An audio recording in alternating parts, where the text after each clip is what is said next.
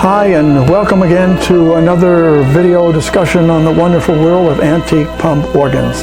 Hi, I'm Rod Fudge from PumpOrganRestorations.com, and this will be another in a series of videos that I'm doing on all things pump organ.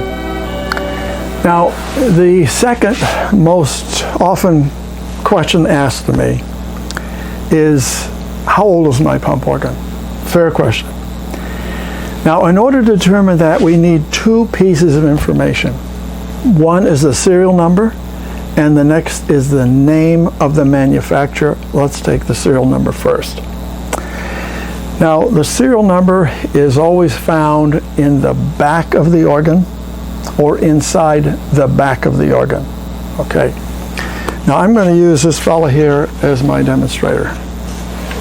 Now, in the back of about 50% of pump organs, this style, parlor organ, you're going to have a back panel, but some won't have that. 50% or so won't have that panel, and there's a primary reason for that.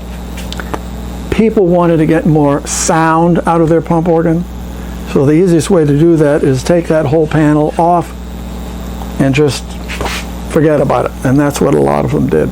So as a consequence, you won't have a panel there, but a panel was originally there when it came from the factory.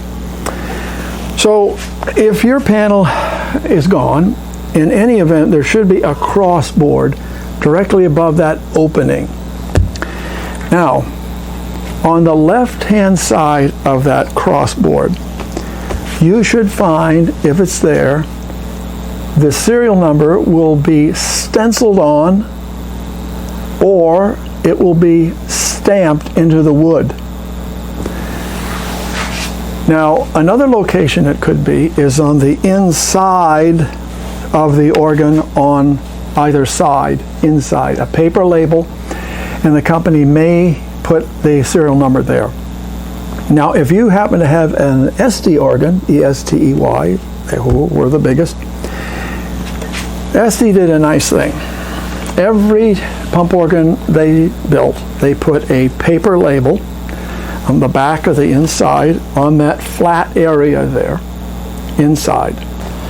And it would have red ink stamped in the middle, and that was the serial number, always in red ink with an Estey organ. Now, the second item is the name of the manufacturer, and that gets a little tricky. In most cases, the name of the company, the name of the manufacturer is going to be just left of the row of stops, and the location of where the company is in the country, here in the States, is on the right-hand side. However, that's in the majority of cases. But there are some manufacturers who would put their name right across the bottom underneath the stops, and on some they would put it directly right across the top of the stops.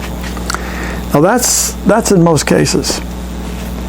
However, there were businesses that would purchase pump organs from pump organ manufacturers, like Estey and Chicago Cottage and Cornish and some of the major ones.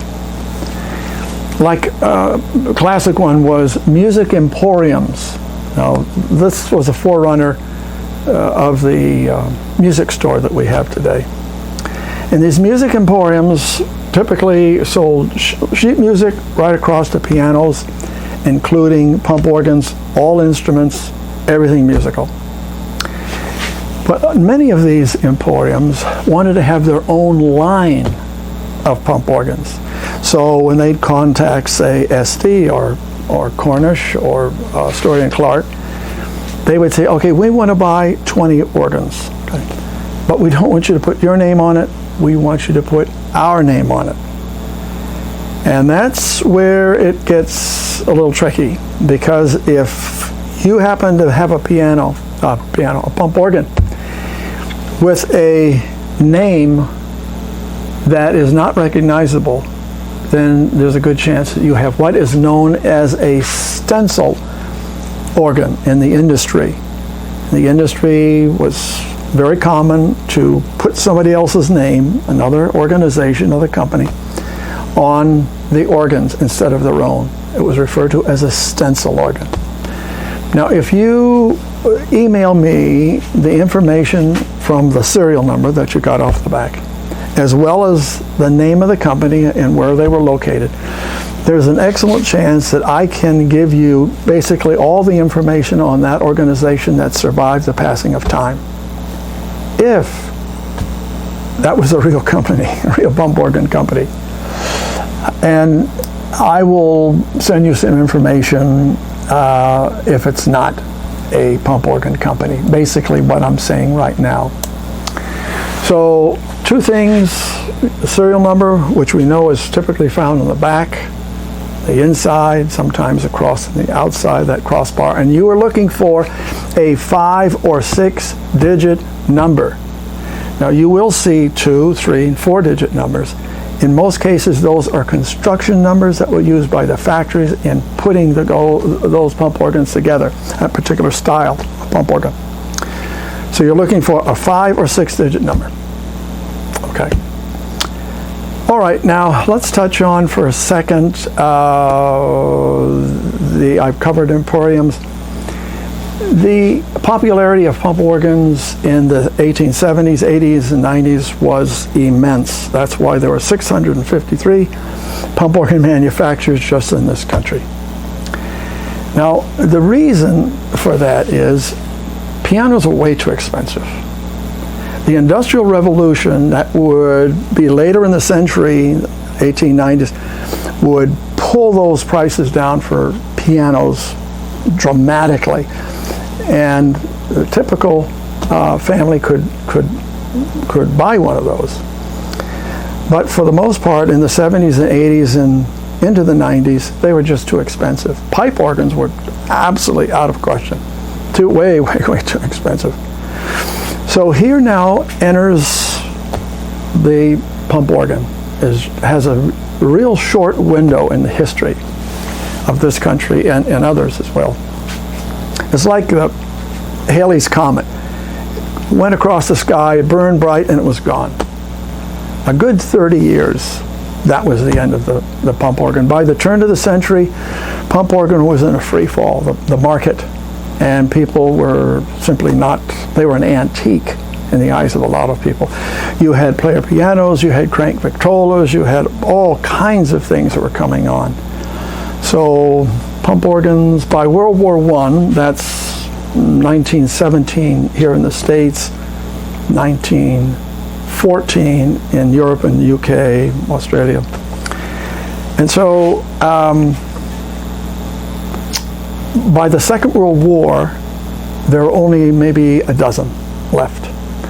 And it's interesting, I'm not going to cover this in this video, but there is a whole discussion I'll get into in these small, what's known as a parlor organ or chaplain's organ. They're about so big, so, and they fold up, very popular. They were very popular, especially with traveling ministers, tent meetings, things like that, as well as the military used them. But I'll get into that at another video.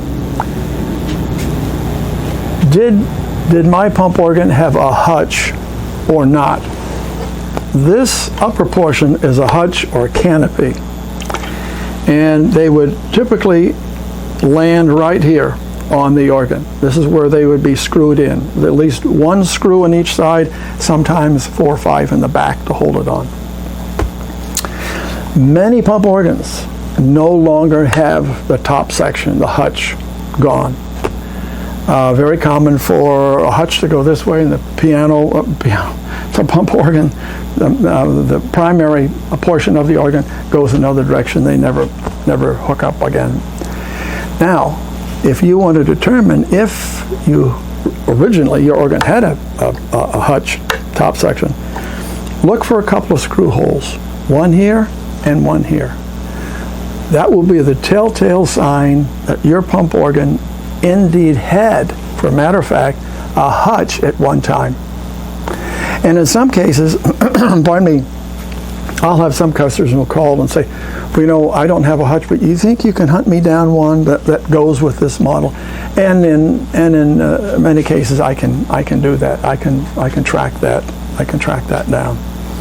So that's the bit of information on the hutches or the canopies. If you have one, or if you ever had one, you'll know now to look for some screw holes. That's what you're looking for. Now, pump organs, the construction.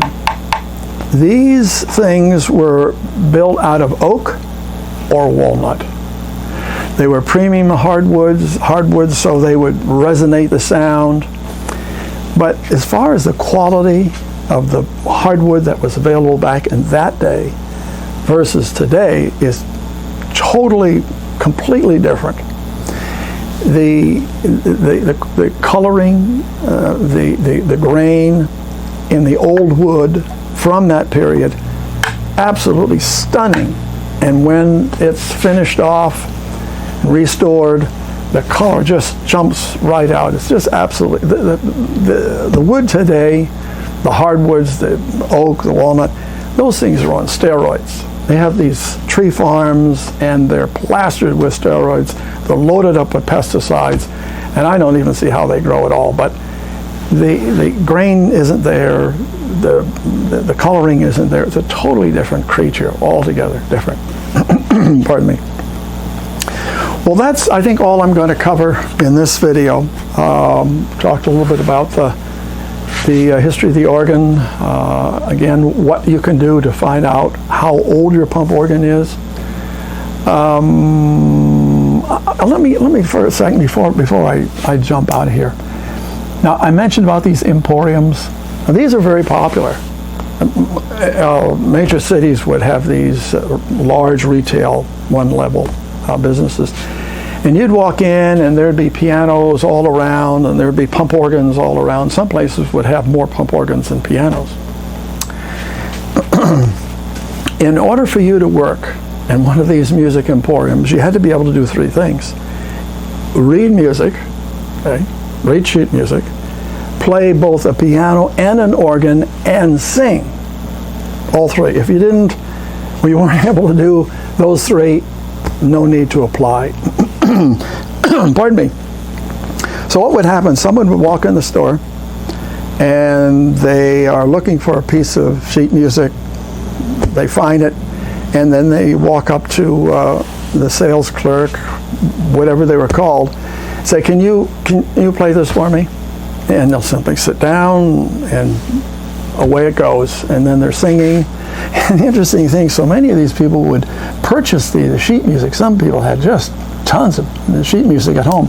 They could not play the piano or a pump organ, couldn't read, and couldn't sing.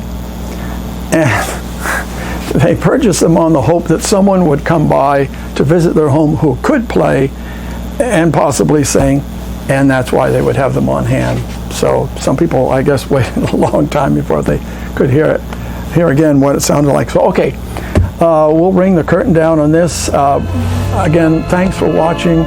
Again, another series in all things pump organ, dealing with many of the different topics, and I'll be on more topics with follow-on videos. So appreciate your time. Thanks for watching, and goodbye now.